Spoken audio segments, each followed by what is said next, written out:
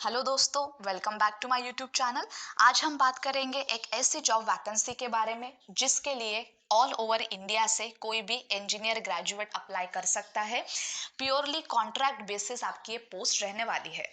तो हम बात कर रहे हैं राइट्स की तरफ से निकाली गई असिस्टेंट मैनेजर इंजीनियरिंग की रिक्रूटमेंट के बारे में। बेसिकली राइट्स लिमिटेड ये एक लीडिंग एंटरप्राइज है जो कि आता है पीएसयू जॉब सेक्टर में। तो चलिए इस रिक्रूटमेंट के बारे में और डिटेल में जानते हैं। तो जो पोस्ट निकाली गई है, पोस्ट नोटिफाइड की गई है, वो है असिस्टेंट मैनेजर इंजीनियरिंग की।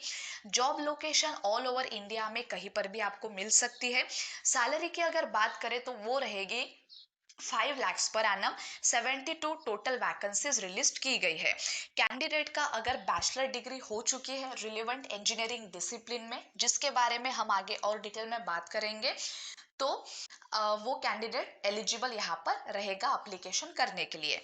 एज लिमिट दी गई है अपर एज जो कि है 40 ईयर्स, और रिजर्व्ड कैंडिडेट्स के लिए एज रिलैक्सेशन भी यहाँ पर मिलेगा।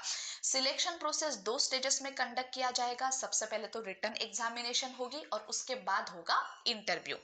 जनरल ओबीसी कैंडिडेट्स के लिए 600 एग्जामिनेशन फी रहेगी, प्लस टैक्सेस भी इसमें इंक्लूड रहेंगे। EWS SC ST PWD candidates के लिए रहेगी 300 एग्जामिनेशन फीस प्लस टैक्सेस। जो लॉन्ग लास्ट डेट है अप्लाई करने की, जो कि एक्सटेंडेड की गई है, वो है 29 अप्रैल 2024। अब चलिए इसका जो ऑफिशियल नोटिफिकेशन है उसके बारे में भी एक बार देख लेते हैं। तो जो पोस्ट है और कैटेगरी वाइज डिस्ट्रीब्यूशन दिया गया है। सबसे पहली पोस्ट है assistant manager mechanical metallurgy, then है असिस्टेंट मैनेजर इलेक्ट्रिकल इलेक्ट्रॉनिक्स, उसके बाद है असिस्टेंट मैनेजर सिविल, और लास्ट पोस्ट है assistant manager IT and CS. यहाँ पर पोजीशन दी गई है, उसके अकॉर्डिंग मिनिमम क्वालिफिकेशन, कितना आपको एक्सपीरियंस रिक्वायर्ड है, ये सब दिया गया है। आप स्क्रीन पर देख ही सकते हैं। उसके बाद दिया गया है relaxation and concession.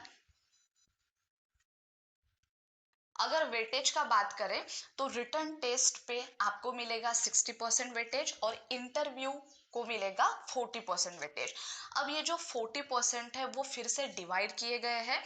Technical and professional proficiency आपकी देखी जाएगी, अगर वो परफेक्ट है तो आपको वहां पर मिलेंगे 30% जो भी वेटेज है। और उसके बाद आपका पर्सनालिटी कम्युनिकेशन कॉम्पिटेंसी देखी जाएंगी, जिसके लिए आपको मिलेगा 10%। मतलब ऐसे जो वेटेज रहेगा वो रहेगा टोटल 100% का।